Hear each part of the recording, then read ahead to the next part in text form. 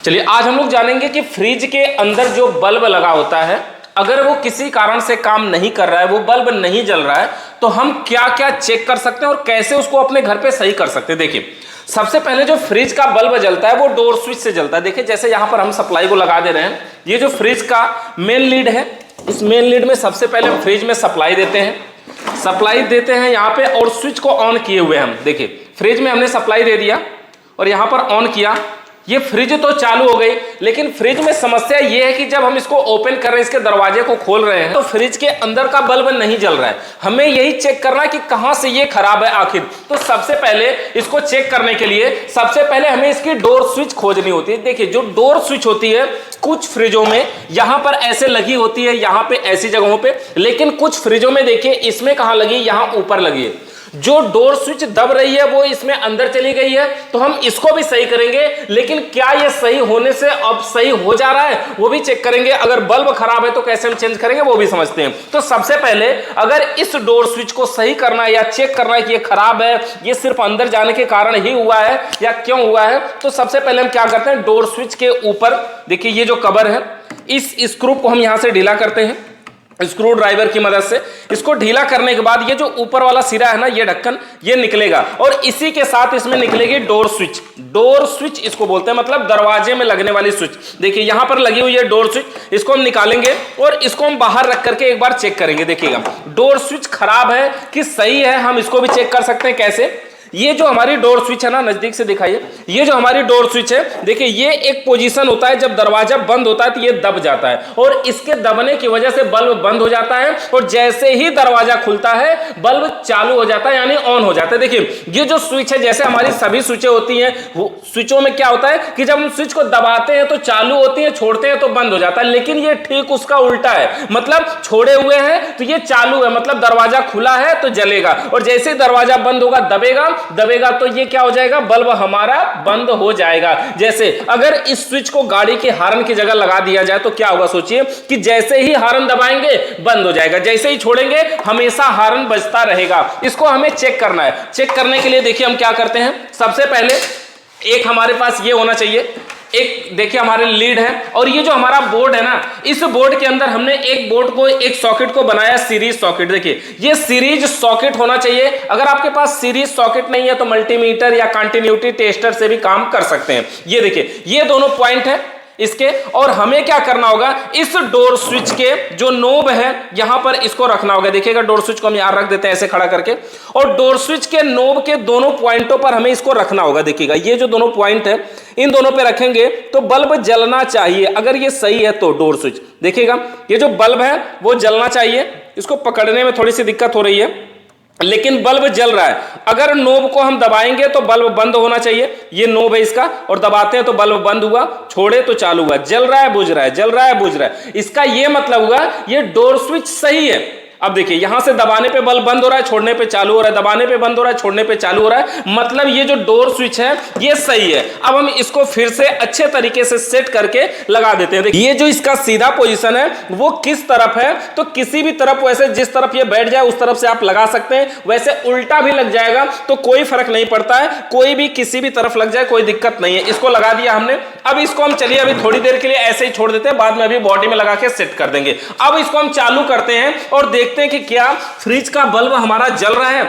तो देखिए यहां पर हमने सप्लाई लगाया, पावर को ऑन कर दिया, फ्रिज का बल्ब अभी भी हमारा नहीं जल रहा है। यहां पर आगे दिखाइए, देखिएगा फ्रिज का बल्ब अभी भी हमारा नहीं जल रहा है, और ये डोर स्विच हम चाहे ऑन ऑफ कर रहे हैं चाहे कुछ भी कर रहे हैं, बल्ब नहीं जल रहा है। अब हमें चेक करना है इसके बल्ब को कि आखिर प्रॉब्लम इसके बल्ब में तो नहीं है।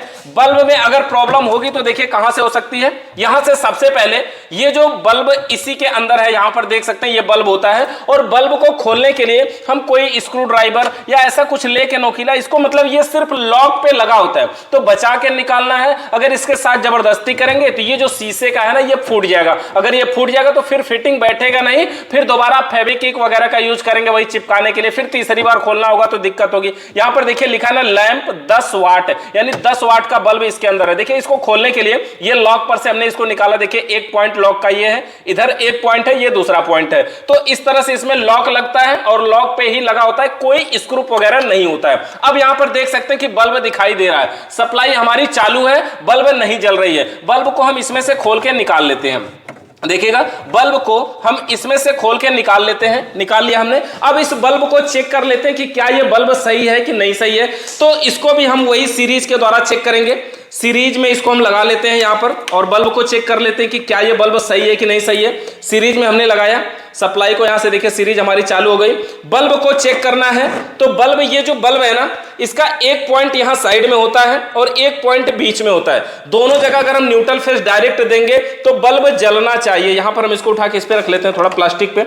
बल्ब जलना चाहिए। ये बल्ब सीधे 220 वोल्ट का होता है, यानी 220 वोल्ट की एसी सप्लाई से काम करने वाला होता है। देखिएगा ये बल्ब हमारा जल रहा है, इसका मतलब क्या हुआ, ये बल्ब भी सही है, यानी डोर स्विच को भी हमने चेक कर लिया, बल्ब को भी चेक कर लिया। अब देखिए इसमें क्या कमी है, कुछ और देखते हैं। क्या इसकी वायरिंग वगैरह तो नहीं ना गड़बड़ है या कुछ और गड़बड़ है। वैसे हम बल्ब को एक बार फिर से लगा के चेक कर लेते हैं। तो बल्ब को लगाने के लिए क्या करना, अगर बल्ब फ्यूज है तो आपको बदल देना होगा।